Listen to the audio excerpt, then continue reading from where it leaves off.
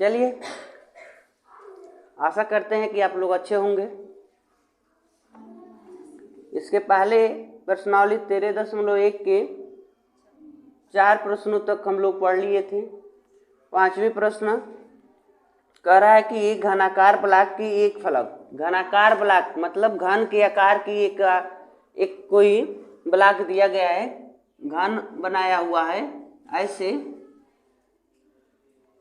तो जो घनाकार हमारा ब्लॉक है यानी वस्तु है, जो भी है घन की आकृति की है, तो इनमें बता रहा है कि एक फलक किसी एक तरफ से, इस साइड मतलब या ऊपर से कहीं से भी क्या करते हैं कि अर्धगोलाकार गड्ढा। अब एकदम श्योर है भाई कि अर्धगोलाकार ही होगा, क्योंकि तुम चाहो पूरा गोलाकार बना पाए, एक गोला बनाए तो इससे बनेगा कैसे? इसको पूरा अब काटोगे किनारे किनारे से तो अंदर के जो भाग बच जाएगा तो ना गोला बनेगा। लेकिन गड्ढा खोदने को कह रहा है, तो जब इसमें तुम गड्ढा खोदोगे तो अंदर की मिट्टी निकालना। अगर मिट्टी का एक घनाकार हो, प्लास्टिक का हो, तो इसके ऊपर के सिरा से खुदाई करोगे और इसके नीचे तक जाओगे। या हो सकता है कि थोड़ा ही खुदाई करते हो तब ना ऐसे कुछ निकाल लोगे, अर्धगोला बनेगा। अगर मान लो हमारे पास मिट्टी का इतना ढेर है तो अर्धगोला बनाना चाहते तो ऐसे क्या करेंगे, मिट्टी को निकाल लेंगे। ठीक है, जब मिट्टी को निकाल लेंगे तो ऊपर के भाग तुमको कुछ ऐसे दिखने लगेगा, नाद जैसा हो गया, जैसे जानवर को खिलाने के लिए नाद बनाते हैं। तो इस प्रकार, तो मान लो यहाँ पर देखो ऐसे जो आकृति है हमारी, ये घन की आकृति की थी ऐसे, यह घन था। ठीक है, उसके अंदर से हमने मिट्टी को निकाल दिया। तो जब मिट्टी निकाल लिए तो कुछ ऐसे बन गया कि नहीं बन गया? ये पूरा का पूरा यह इसमें से आपको दिखेगा ऐसे। ठीक है, यह पूरा हिस्सा दिखेगा, इसके अंदर हमने खुदाई की है। तो कह रहा है कि जब हम खुदाई कर देते हैं, अर्ध गोला इसमें से काट लेते हैं, लेकिन कंडीशन है कि गोले की जो त्रिज्या होगी, इस घन के जो हमारी लंबाई है, घन की भुजा है, तो घन की भुजा इसका व्यास होगा। देखो ए इसकी भुजा है, घन की भुजा कितनी है? ए है। ठीक है, तो जब मान लो हमारा घन इतना बड़ा था ऐसे, तो तूने ऊपर के सिरे से जब काटना शुरू किया तो पूरा हिस्सा न काटा, तो ए यानी लिख सकते हो कि अर्ध गोले का व्यास बराबर घन की भुजा। घन की भुजा ही गोले की व्यास है, तो घन की भुजा हमने ए मान लिया, तो गोले का व्यास यानी 2r = लिख सकते हो ए। तो इसकी त्रिज्या कितनी हो जाएगी? a/2। और सीएम हो तो सीएम, ऐसे कुछ नोट कर सकते हैं, या मीटर में हुआ तो मीटर नोट कर लेंगे। तो यहाँ पर ऐसा नहीं दिया है कुछ, तो ये ऐसे रहने देते हैं। चलो पैमाने ये मात्रक नहीं लिखते हैं। तो अर्धगोले का जो त्रिज्या हमको मिल गई।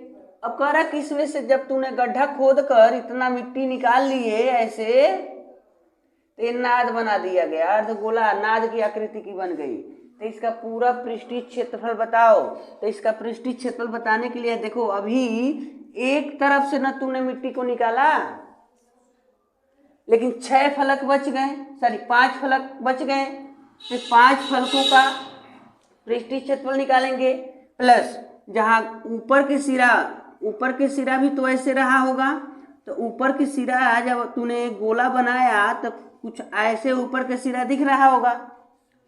तो 6वें फलक में तो इतना एक किनारे का हिस्सा भी तो बच गया।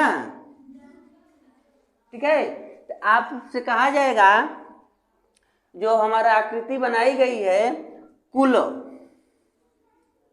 पृष्ठीय क्षेत्रफल इसका कितना होगा?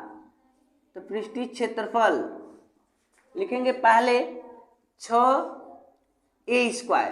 घन के 6 पृष्ठ का हमको क्या निकालना होगा? पृष्ठीय क्षेत्रफल निकालेंगे। तो उसमें देखो एक पृष्ठ पर इतना गोला कम कर देंगे ना, इतना वृत्त किया कि आर स्क्वायर, एक गोला दिख रहा है, सॉरी एक वृत्त दिख रहा है ना ऊपर के हिस्से पर। उसके बाद तो गड्ढे के अंदर घुस जाओगे तो गड्ढे के अंदर वाले दीवार को भी आप देखेंगे उसका कितना पृष्ठ है। तो अर्ध गोले का पृष्ठीय क्षेत्रफल कितना होता है, प्लस यहाँ लिखेंगे क्योंकि ऐड करने जा रहे हैं इसमें, तो होता है 2 pi r square, 2 pi r square. तो यहाँ देखो कोष्टक अगर तोड़ देते हैं तो 6a स्क्वायर, 6a स्क्वायर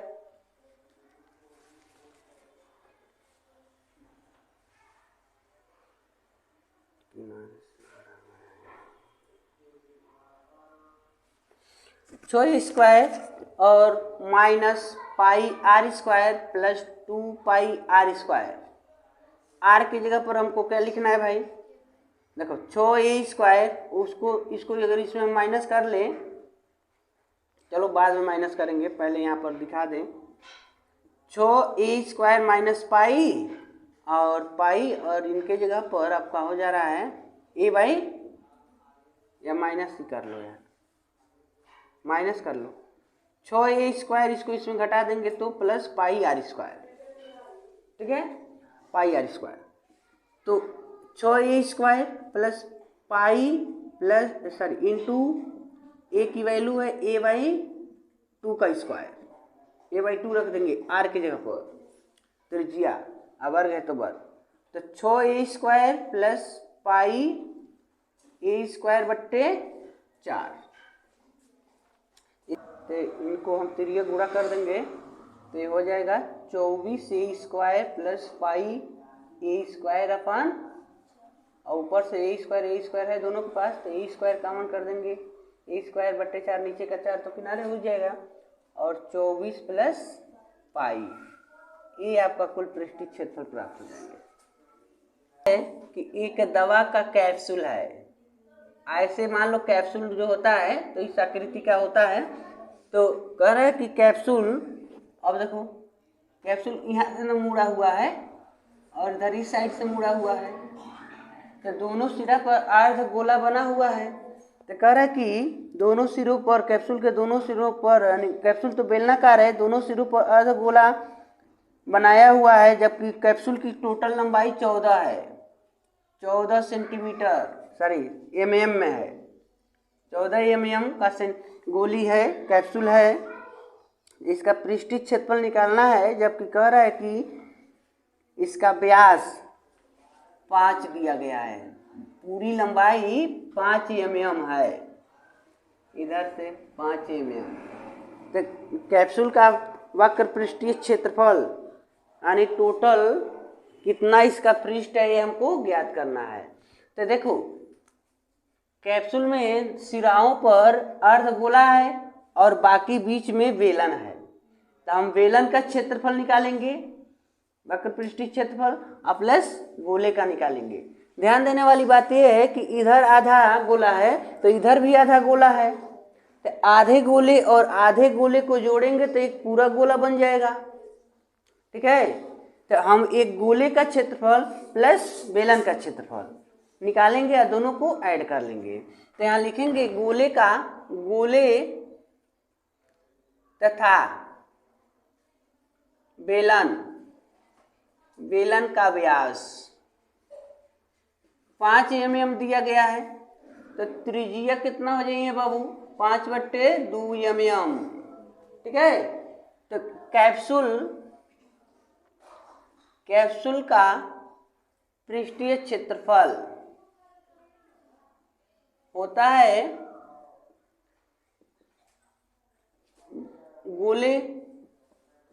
गोले का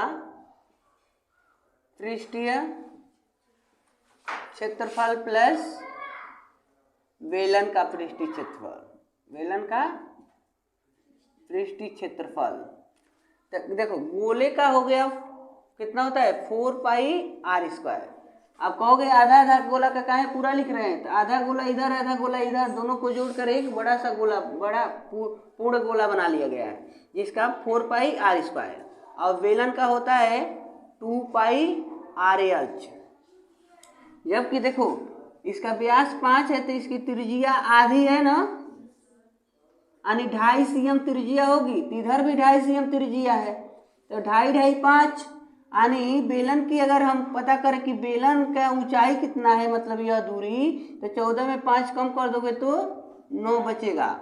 बेलन की ऊंचाई 9 cm होगा, एच की वैल्यू 9 mm होगा। ठीक है, तो यहाँ देखो पाई आर एच में से 2 पाई आर को कॉमन कर देते हैं, तो यहाँ बचेगा 2r और प्लस एच, तो